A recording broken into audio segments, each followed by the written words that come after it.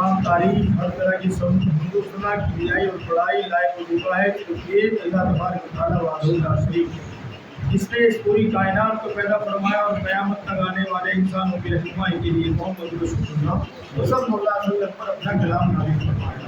ऐ अल्लाह तो अपने बंदे और रसूल मोहम्मद सल्लल्लाहु अलैहि वसल्लम पर, आपके असहाब पर, आपके मुतबईन पर और जो लोग क़यामत तक आएंगे और आप सल्लल्लाहु अलैहि वसल्लम की इत्तिबा करेंगे उन सब पर बेशुमार दुरूद व सलाम नाज़िल फरमा। बुजुर्गों, दोस्तों, भाइयों, 1444 हिजरी का ये 10वां महीना भी बिल्कुल अपने इख्तिताम पर पहुँच चुका है। शव्वाल का महीने की तारीख आज 28 तारीख, तो ये भी तकरीबन मुकम्मल होने जा रहा है। इतनी तेज़ी से साल, महीने, दिन गुजर रहे हैं, शायद मेरे साथ साथ आप लोगों को भी इसका अंदाज़ा हो रहा हो।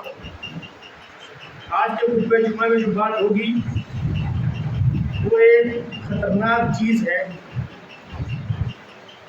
और उस खतरनाक चीज़ में चाहे वो उलमा इकराम हो, दानिश्वर हो, पढ़ा लिखा तबका हो या गैर पढ़ा लिखा तबका हो, अमीर हो, गरीब हो, काला हो, गोरा हो, गांव का हो या शहर का, छोटा हो या बड़ा, कोई भी, सब के सब उसमें मुलव्विस नजर आते हैं।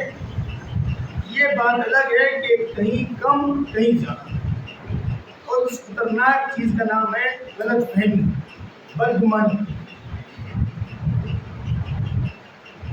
इससे पहले कि हम इस बात को आगे बढ़ाएं, अगर हम सही बुखारी की हदीस नंबर 6045 को समझ लें तो हमको पूरी बात समझने में आसानी हो जाएगी।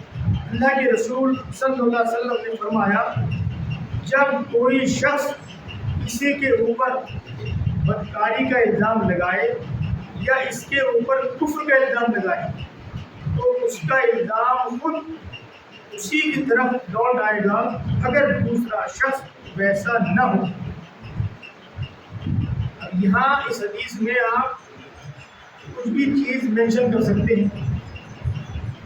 कोई सारी हदीस में बताया गया है बदकारी का या कुफ्र का, लेकिन अगर आप कुछ भी इल्ज़ाम लगाते हैं इस हदीस की रोशनी में और वो शख्स जो आप कह रहे हैं ऐसा ना हो तो वो आप खुद उस हदीस की जद में आ गए।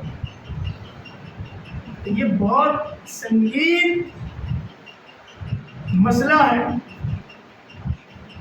ये इतना आसान नहीं है कि किसी ने कोई बात आपको कही और आपने सुनी और फौरन इसके बारे में कहा गया है आपने उस पर उसके लिए अपनी राय कायम कर दी।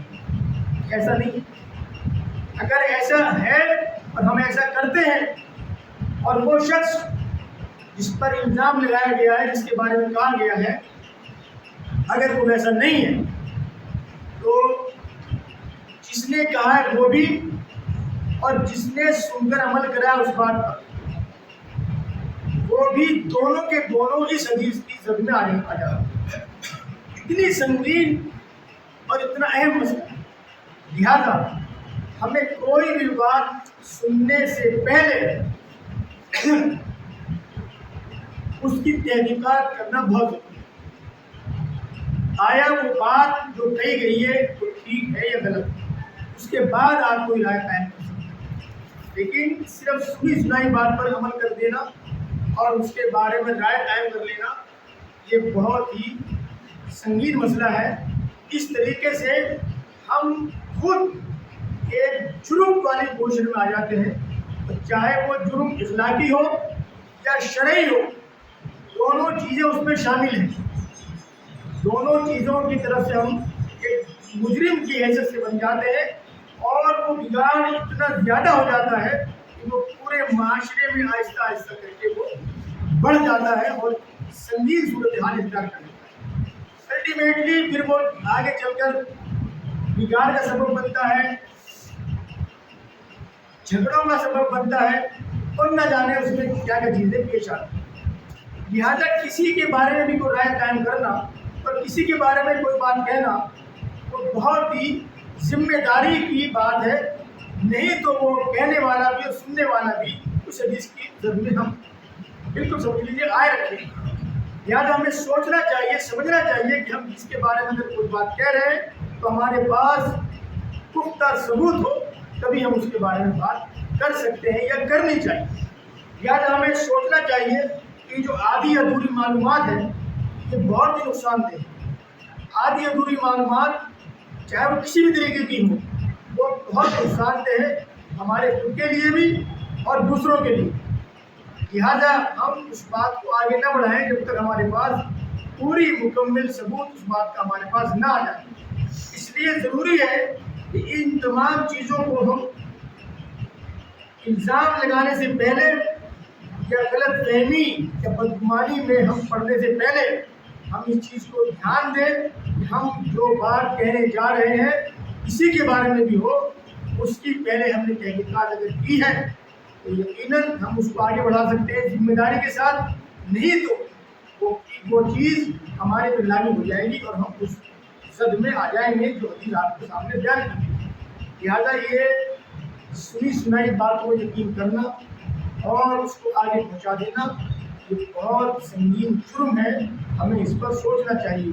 اللہ تبارک و تعالیٰ سے دعا ہے کہ اللہ تبارک و تعالیٰ مجھے بھی اور آپ سب کو بھی صحیح سوجھ بوجھ عطا فرمائے اور ہمیں اس بیماری سے بچائے اور دور رکھے۔ آمین یا رب العالمین۔ وآخر دعوانا الحمد للہ رب العالمین۔